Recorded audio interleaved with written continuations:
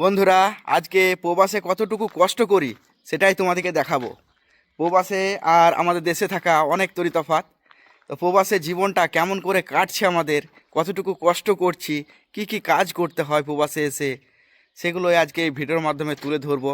তো চলো আর দেরি না করে মূল কথায় যাই। এই যে খেজুর গাছগুলো রয়েছে দেখাচ্ছি। এই যে খেজুর গাছের পাতা কিন্তু রোদের কারণে মারা যায়। প্রায় খেজুর গাছের পাতাগুলো মরে গেছে। এই সামনে গাছটাতেও অনেক পাতা মরে গেছে।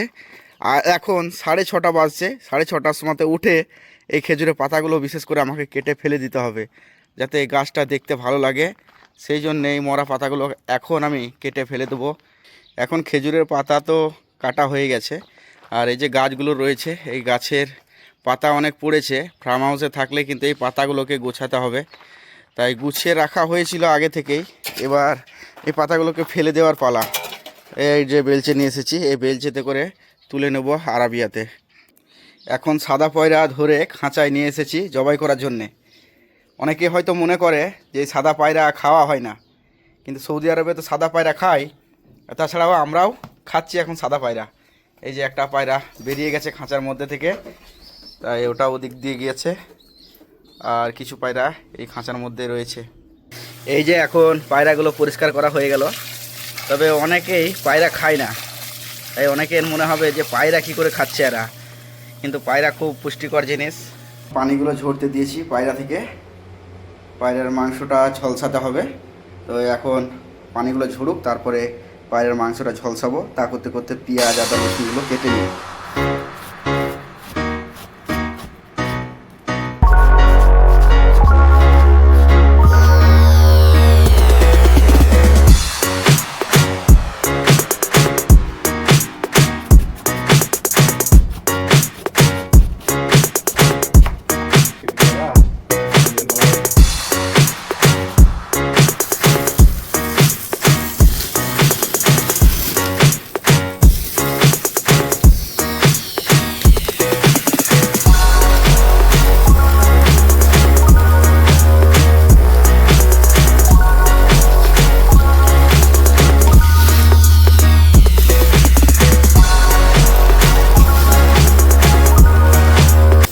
এখানে আদা রসুন পেঁয়াজ লঙ্কা সব কাটা হয়েছে।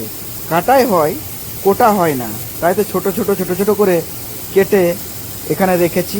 আর এদিক দিয়ে রয়েছে কলিজা পাথরি, আলাদা করে রাখা হয়েছে সেগুলো।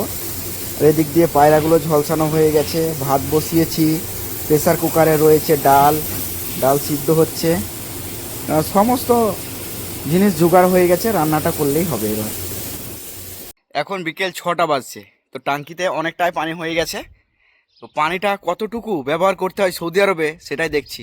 যতটুকু পরিমাণ পানি হয়েছে টাঙ্কির মধ্যে ততটুকুই আমাকে ব্যবহার করতে হবে। এখন আমি সকেটগুলো ঘুরিয়ে দিই। দেখো একে একে সকেট ঘুরিয়ে দিলাম। এবার কোন কোন গাছে পানি দিচ্ছি আর কতটুকু পানি ব্যবহার করছি। আর সৌদি আরবে এত পানির সংকট, সেই জন্য বিশেষ করে পানি খুব ধৈর্য ধরে দিতে হয়, পানি নষ্ট করা যাবে না। এখানে অনেকগুলোই মোটা মোটা খেজুর হয়েছে, এই গাছগুলোতে পানি দিতে হবে।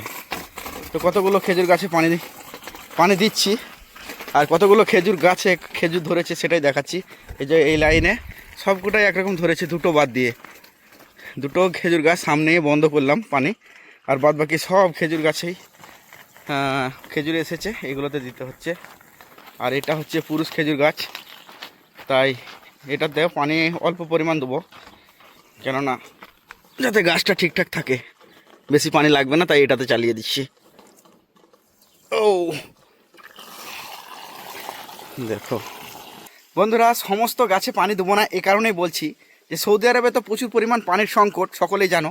কিন্তু সমস্ত জায়গায় নয়, এই জায়গাতে বিশেষ করে সংকট হয়ে আছে। তাই যে খেজুর গাছগুলোতে ফল ধরেছে সেই খেজুর গাছগুলোতে পানি তো দিতেই হবে, যাতে ফলটা একটু মোটা হয়। আর এই যে সামনে দেখা যাচ্ছে এই গাছটাতে ফল ধরেনি, তা বলে কি এই গাছে পানি দেবো না? আজকে দেবো না, অন্য কোনো একদিন দেবো। যখন এই গাছে আবার পানি দেবো যেটাতে ফল ধরেছে, সেই দিন আবার এই গাছটাতেও পানি দিয়ে দেবো।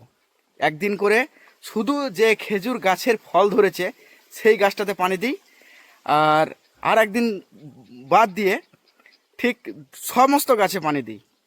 যেগুলোতে ফল ধরেছে সেগুলোতেও দিই, আর যেগুলোতে ফল ধরেনি সেই গাছগুলোতেও দিই, যাতে করে গাছটাও বেঁচে থাকে আর ফলটাও যাতে একটু মোটা হয়। সেই ব্যবস্থার জন্য ওই ফল গাছগুলোতেই একটু বেশি করে পানি দিতে হয়। একদিন পর পর যেগুলোতে ফল ধরেনি সেই গাছগুলোতে পানি দেবো, আর যে গাছগুলোতে ফল ধরেছে সেই গাছগুলোতে প্রত্যেক দিনই পানি দিতে হবে। আর যে হিসাবে রোদ হয় সৌদি আরবে, মানে এত রোদে গাছের পাতা শুধু ঝলসাতে লেগেছে। এই যে দেখো গাছের পাতাটা কেমন মরা মরা হয়ে গেছে। অনেক পাতা আছে এরকম যে গাছের পাতা মরা মরা হয়ে যায় রোদের কারণে।